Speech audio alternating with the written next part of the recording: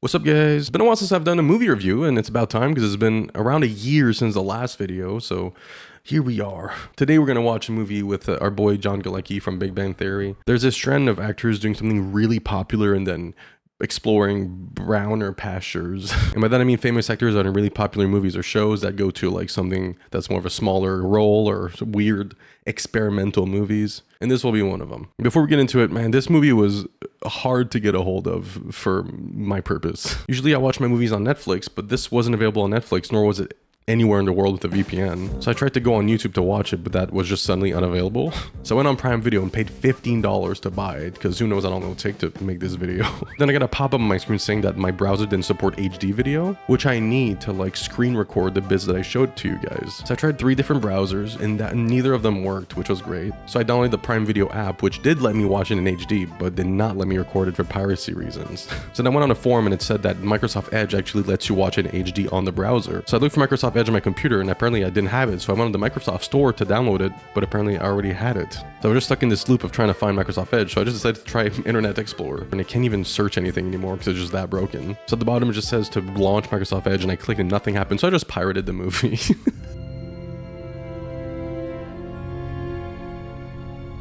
So right off the bat, the movie starts off with 4 different production companies you've never heard of, which is always a good sign. So the movie's about the guy from Big Bang Theory, and from the start, it shows us that his life is kind of ass, you know. His fiance left him, he doesn't have a job, he has really loud neighbors.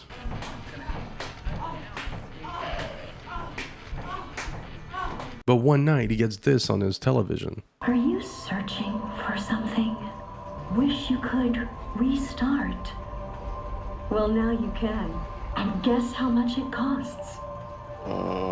Absolutely nothing. Well, he's intrigued, so the next day he gets up and he gets dressed and he goes to this meeting about this new cleanse that gets you to be your better self. The meeting is a bit awkward with like the host insisting on showing a camera in their face of people who are like talking about like their past and their pain and stuff like that. So in this group, we already have a few established characters. We got, you know, our main character, Paul. We've got the girl in the back, which will, I'm assuming, be like a love interest or something. And then we have this couple here with a guy that's like clearly not interested in being there and like not into this whole cleanse thing, I'm assuming. One time, I posted on Facebook that my friend Daryl was a dick licker. Sometime after the meeting, he gets a call saying that he's been chosen for the retreat cleanse thing. Yay! He just has to sign some documents. Death? But the girl from the group he has a crush on is there. Yay! Then gets picked up by a random black car and taken to the retreat. He's greeted by this guy and they have a really nice interaction. Someone got you good there, huh? Huh? You... Oh, it sure did. My uncle had a cat. Used to scratch him up like that all the time. They can get real ornery, huh? You have a cat. Yeah, I have a cat. He also sees that the girl from the group was also accepted. Hell yeah, pussy dog. Why did I write that? So I've never done this for a movie review, but let's play a game here. So clearly this is shady, right? Like it's a retreat you go to for a cleanse and they pick you up in cars and it's all free and this guy's like secretive about his cat scratch. And what is going on? I want you guys, without looking it up, to go in the comments and type what you think the twist of this movie is. I promise you, you won't get it right. But it'll be really funny to see what you guys think it is. Plus, it helps with the algorithm to make this video better. Pop off. Go viral. So Paul sits with the girl from the meeting, Maggie, and tries to do small talk with her, but he has like no game, so it's kind of cringe. Then more people start to arrive. By more people, I mean just the couple from before. So he's talking a little bit about the contract and how creepy it was and like the whole death thing in there and like how basically...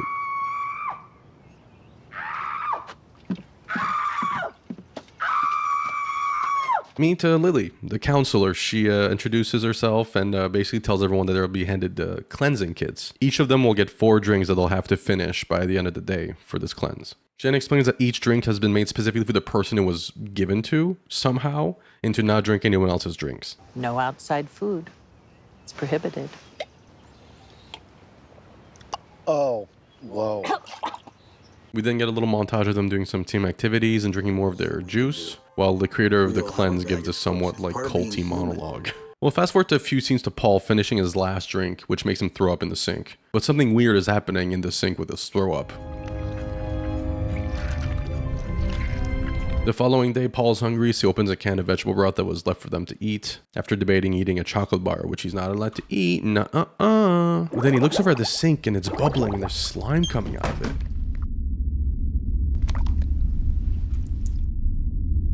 Anyways, they have a meeting with Lily, who assures them that the vomiting is normal and they are the elimination part of the process. The elimination process. You mean like,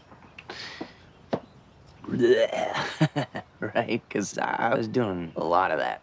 The guy from the couple is doing pretty good, but the girl isn't able to make it because she's having some difficulties. After the meeting, they go back to their cabin and Paul goes back to the sink and notices there's like an absurd amount of slime on it. Like an amount of slime that would make a TikTok kid jealous. So then tries to take off the pipe to inspect what could be clogging it.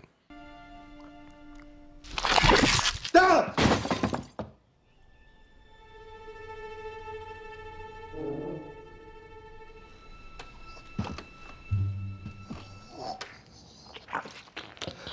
Okay. Out of panic, he rushes to Lily's cabin to ask for help. She assures him that everything's normal and that Ken, the clan/cult leader, will answer all his questions when he arrives. So he goes back to his cabin and then he sits with his new little friend.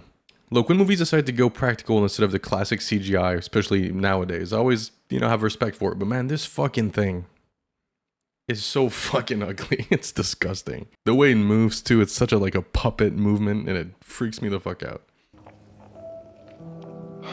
What am I supposed to do with you?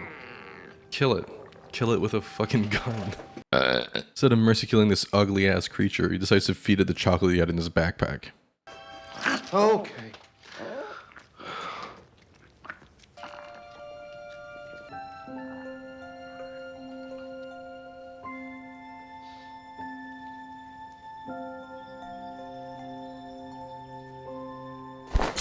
So after bonding with the creature, he cracks open a hot cup of broth and he goes outside to see Maggie collapse after coming from a jog. So he helps her get to her cabin and she's fine, but she seems to want him to leave. That's when he realizes that she also has her own creature, but she hasn't even seen it yet. Fuck this. Hey. Yeah, same. And I see someone that has like a rational reaction to this thing. So she starts packing and he tries to convince her to stay, and that doesn't work, so she leaves. And then Lily catches her on her way out and tries to convince her to stay, and that works for some reason.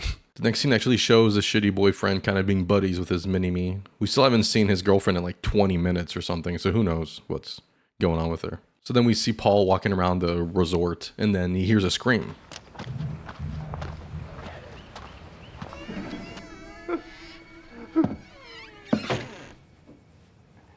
Hi, Paul.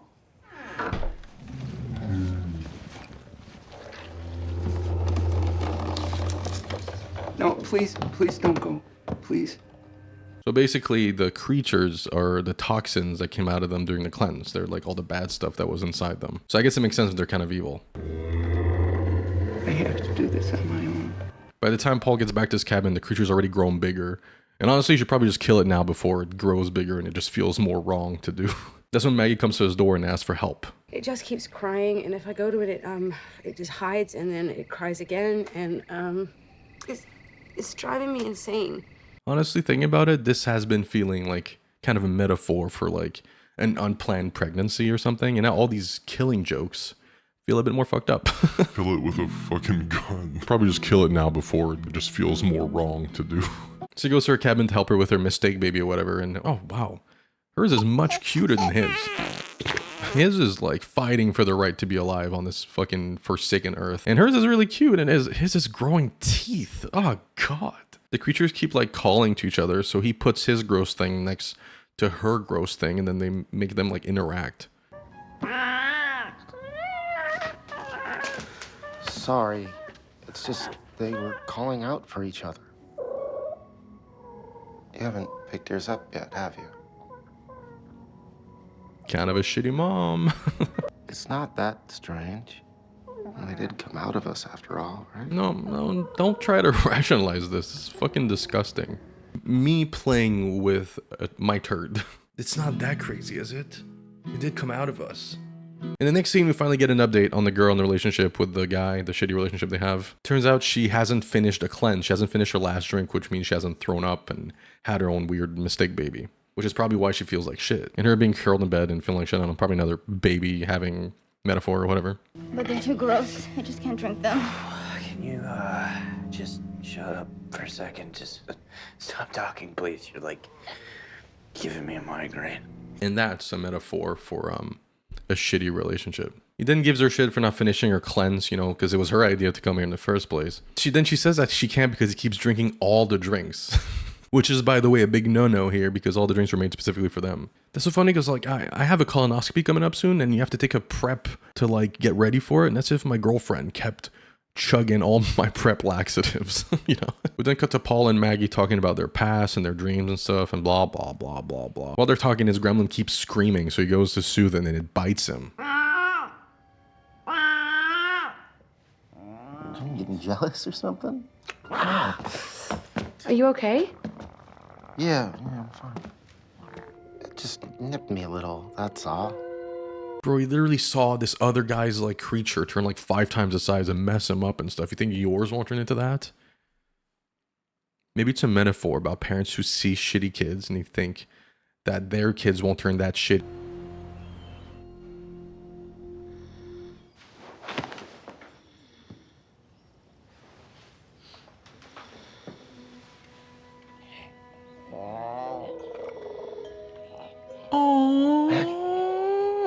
They realize that overnight the creatures didn't grow at all, so Paul is quite relieved that maybe, hey, who knows, maybe these guys won't turn into murderous creatures. We're then interrupted by Lily, who lets Paul and Maggie know that the cult leader guy has arrived, right after giving this weird monologue about how, like, nothing's permanent or something, which is quite ominous. Our bodies are constantly changing. It's comforting, isn't it? To know that nothing's permanent. Mr. Roberts would like to see you now. He's here? You can bring them with you. He can help you finish. He can help you what? Help you finish what? They go to the meeting spot and Ken is consoling the guy from the couple because something bad happened, I'm assuming. I really appreciate what you're trying to do here, Mr. Roberts, but these things that came out of us, you didn't tell us about that. Didn't tell us the whole story here. He and Paul talk a little bit one-on-one about some bullshit, I don't know. Then he takes them further to the woods and then he blindfolds them. He can help you finish. Ken then yells at the girl and makes her cry. Well, it's not. It's a bit deeper than that, actually. Let's rewind. So you guys remember the meeting at the beginning of the movie? Maggie said that the reason she wanted to do the cleanse was because her husband had killed himself. But then she admitted to Paul that it was a lie when he asked about it. Ken knew about this, so he called her out, which made her admit that she was actually there because she wanted to lose weight because the movie director, had said that she wasn't skinny enough. We knew she had wanted to be an actor in the past and didn't want to talk about it much. Yeah, but that was talked about earlier in the movie, where in that scene where I was like, blah, blah, blah, blah, blah, blah, blah. Yeah, that was that scene. Anyways, you're caught up now. Sorry that I suck at this. Okay, Maggie, we're gonna finish what we started. The cleanse you drank has expelled all the negativity from your life and put it into what you see before you. Pick up that knife and end it. End it now. It's the only way you can be free. The metaphor of this movie may have been lost on me. I don't know if this whole baby theory is very solid anymore. I'm sorry, I can't. It's okay, Paul. It's a lot to take in, but you have to believe me. What are you doing? Paul, don't go. We can still fix this. So then he runs after her, but he can't find her, so he heads back to the cabin resort place and gives a visit to Eric with the creatures still in his bag, who have been growling this entire time, mind you. Paul, will you please go away? I would just like to stay here with her. Is she okay? She couldn't get it out. She didn't finish her cleanse. It fucked up her insides. It's all my fault. Rip Lori. So Paul then realizes this is kind of fucked up. Yeah, now out of all times. So he finds Maggie and tells her that they have to leave. But then they get stopped by Ken and Lily on their way out. Ken says that what happened to Lori, the dead girl, was because she didn't follow the instructions and didn't finish her cleanse. He also says that due to the circumstances, they're willing to, have him not finish the cleanse and let him go under one condition. Yeah, we need those back. What? What's in the bag? Ken then says that if they give the creatures back, they'll let him go and, like, shut the whole thing down, which I'm assuming means the program. Over this, like, I don't, I'm genuinely surprised this hasn't happened before. Like, surely there was people that have died before and people that didn't want to kill the things that came out of him. Like, Ken then gets distracted by the counselor guy getting pwned by his own creature thing. So they're able to take the car and leave. So then drive into the night, then the movie ends.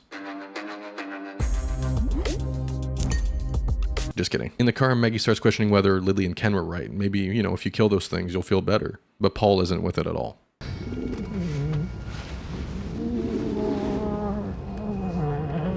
They're all sick.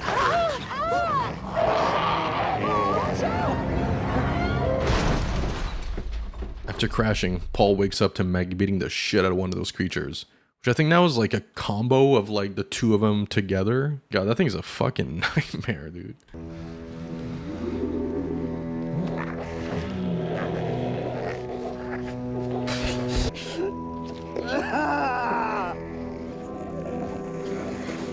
Aw, teamwork.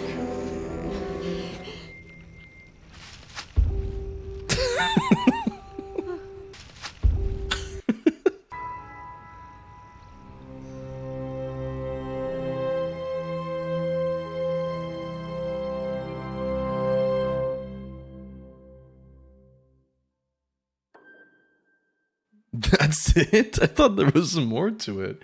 I swear I remember much more happening. Like, I swear I remember like a fight. What? Also, what happened to those guys? The couple? Like, I mean, I know the girl's dead. What happened to the guy? Like, what happened to his thing? His creature? Funded by the government of Canada? What? Why? With the participation of the province of British Columbia? That's where I live. What are you guys doing? How much does this movie make? $139,000 worldwide. Ooh, that's bad. Box Office Mojo says it released in 174 theaters, an opening of $33,000. That's like less than the average person makes a year. I know nowadays a lot of movies make their money like on streaming services, but seeing the ratings, I don't know, dude. Moral of the story is kill your children before they kill you. I generally don't know what the fuck the moral of the story is. I know not everything is immoral, but like there's a metaphor somewhere. Also, what was hard to watch about this movie was the fact that it like kind of plays like a comedy at times. I know I haven't shown a lot of it, but like... Let it out. What? Let it out. Out. Ah! Ah! Hi, Paul. Brought over a secret weapon. Nutty Butters? Oh, you like them too? No, they're loaded with crap. Yeah. It plays like a comedy. It kind of dives into horror and like thriller. I don't know what they want it to be, but they weren't trying to be a good movie, that's for sure. Hope you guys enjoyed this movie review. If you have any other movies you would like me to review, put them in the comments. I have another movie review planned in the future soon. So until then, subscribe, like, fuck yourself.